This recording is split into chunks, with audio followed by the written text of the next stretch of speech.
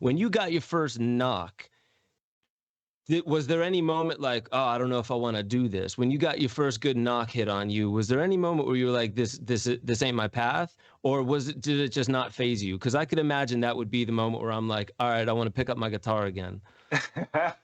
Yeah, when I got hit for the first time, it didn't make me feel like I didn't want to do it. It actually made me feel like this is exactly what I want to do.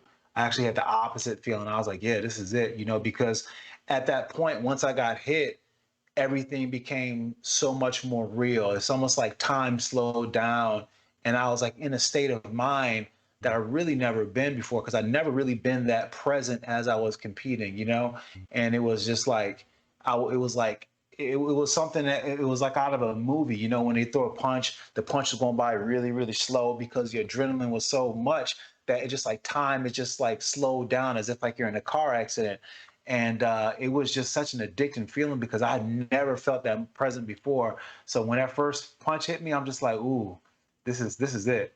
Yeah. So talk about an unrehearsed but awesome segue into psychedelics. You talk about like a moment, something like getting hit in the face where the stakes are super high, and you take that moment and it alters your perspective. It slows down time. Did you have any of these kinds of experiences later on when I don't want to go through the whole litany of, like you started with, I think it was 5-MeO, was it? Yeah. Or maybe started with, okay. And then psilocybin. Did you ever have like a parallel between that moment and like the altered state and the states and the stakes and the things that you had to kind of face once you started exploring other frames of consciousness like psychedelics?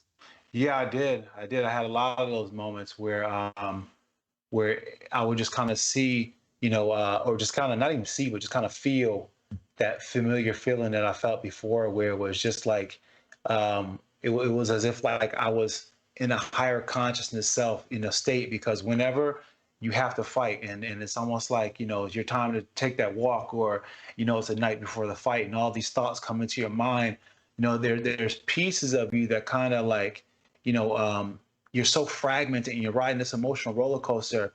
And at that time, there's so many different feelings and perspectives that you're having. And some of that feeling and perspective, it's almost like a higher self, like an out of body experience at times. And when I've done psychedelics on a few occasions, I felt that same feeling. That's why psychedelics to me is kind of a familiar feeling in respects where it's that feeling of just dialing it in, like if I'm just like super focused. That's interesting. So at what point did this come in? I mean, I assume it was after you left the UFC, when you started kind of going off on these journeys. Take me through some of the steps that led you, because Yeah. ultimately I met you through Del Jolly at Unlimited Sciences. And take me through some of the steps that led you up to meeting Del and kind of the interesting direction that you two are taking to really use this incredible story that you built for yourself and shift it on its heels. Like if your life were a movie, it would be, at least at this point, a twist in the plot, a really interesting one. So could you take me through some of the steps that led you up to meeting Del and what you guys are on to now? Yeah. So I met Dell about a year and a half before I retired fighting in 2018. And prior to retiring, I was struggling. I was struggling with competing. I was struggling with just, that space that I've become so familiar with as a fighter, in the space where I enjoyed fighting from, because it is such a test, such a mental test, and it's such a test to just for the spirit when you have to do a fight. So every time that I would do a fight, I would like it because there's so many gains on a personal level, and I felt like I grew as a person. But in my last few fights, I just couldn't feel that connection with myself like I was in previous years, and I just wanted to get to the bottom of it. And I was kind of searching, and I started to just kind of reach out in different kind of ways. And Dell seen I made a post on Instagram, and it made Dell like, wait a minute, this dude is searching for something. It made him just question where my mindset was for a second, and then he just threw me a text and was like, hey man, what's going on? And then he started telling me about this medicine, and I was like, and it just kind of seemed exactly where I was at, because he was talking about, how it was just completely life changing for him. And at that time, I didn't really know what I wanted out of life. I've been so successful in fighting, and I was successful in other areas of my life, but now I was just feeling like I was hitting that point in the road where I never hit before, because it was always a smooth transition into my next thing in life. And here I was nearing the end of my career, but I wasn't feeling like I was near the end, and I definitely didn't know where I wanted to go afterwards. So it was just like this point in my life where I was, in a state of just being lost in a sense. And that's when I met Dale, and that's when I met the medicine. So did you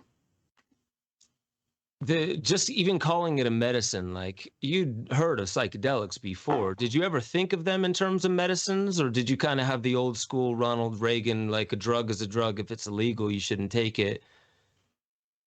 Well, I was afraid of psychedelics, to be honest, and I definitely didn't call it medicine.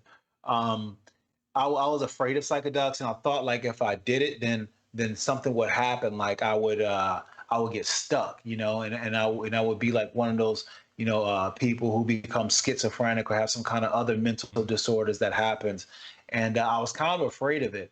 But you know, after really getting familiar, doing some research on it, and really just trying to understand it from a couple of different perspectives, I kind of started to grow more comfortable to the idea that it won't, mess me up for life, and it may be something that I can use to figure some things out. But at first, when I was first thinking about it, it was a scary process, to be honest. I'm sure, man. I mean, like, so for me, I think it was my early 20s when I first heard of it. That went from like a recreational thing that you did, that I mean, I started when I was 14. So I had already had a relationship with them. And then all of a sudden, I was asked to come down to the jungle and experience this medicine. And this was ayahuasca, um, in a traditional setting with indigenous. And, like in the middle of the jungle, you're hearing the jungle, you're literally sitting right there doing this medicine that comes from there, hearing these songs that come from, like obviously this land that I was in, but for me, a far off land. And it didn't raise any alarm bells, even though I was hyper vigilant. And when I thought of it as a medicine, it really made me start looking at, like, how much wisdom is actually out there, and like what kind of plants are even out there. The fact that you can have these kinds of experiences, and that they make long lineages of singing songs and bringing the medicine to the people for very specific reasons of opening consciousness, healing trauma, bringing the tribe together. That was a big shift in my life. So what was it for you? Because I know you started with 5-MeO, and there really isn't a super long tradition. They're the Hohokam Indians, I believe, but they didn't even, it's debatable to whether they even knew about the psychoactive or psychedelic part of the toad. So like for you, when did maybe the ceremony side start stepping in? What was it? Was it 5-MeO, or was it something beyond that? It was a 5-MeO for me because the way we did it, it was a group of us, and we had a shaman and everything. But where we did it was just absolutely beautiful. It was in the mountains in Colorado, and a buddy of ours had like a cabin like way, way up in the mountains, and it was kind of just secluded. And we had a nice group of people that, before we did the medicine, we stated our intentions and we shared with each other what brought us to the mountain. What was that thing that brought us to the mountain? And, just like all the other circles, I'll soon to find out, um, the circle, just sitting in a circle, that sharing, the ceremony, as it's called sometimes, it was the most impactful part for me because a lot of times, I would say what I was feeling, but I would listen to other people and listen to where they were coming from, and listen to the things that was going on in their lives that brought them to the mountain.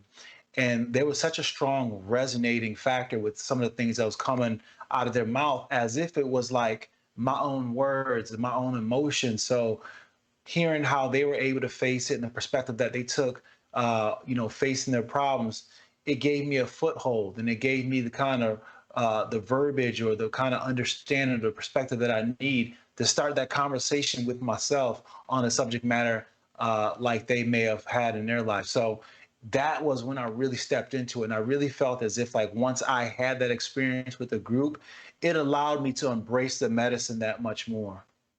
Yeah, man. So would you say vulnerability was something that like the medicine introduced to you? Because I would imagine in like, UFC, you're facing the most dangerous people, well-trained people in the world. Vulnerability, it would be probably the end of your life. Like, so where does that word and that force of vulnerability kind of play in this whole timeline?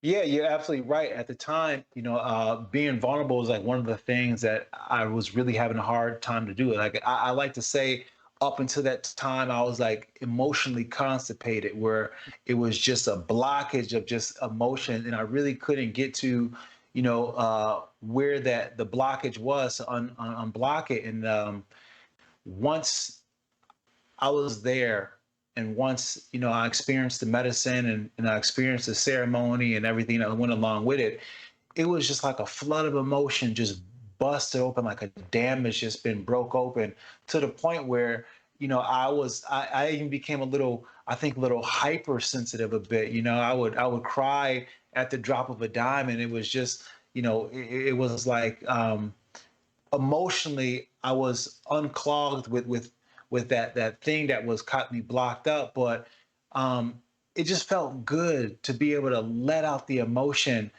and not carry it around like I was before. And it just allowed me to feel freer than I felt in a long time at that point.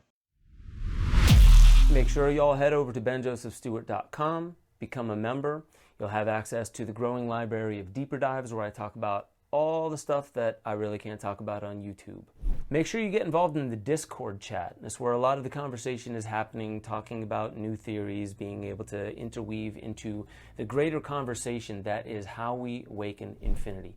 That's our highest potential. And I just want to remind you, you are the most powerful technology ever known to creation. Wield it like an artist with a conscience.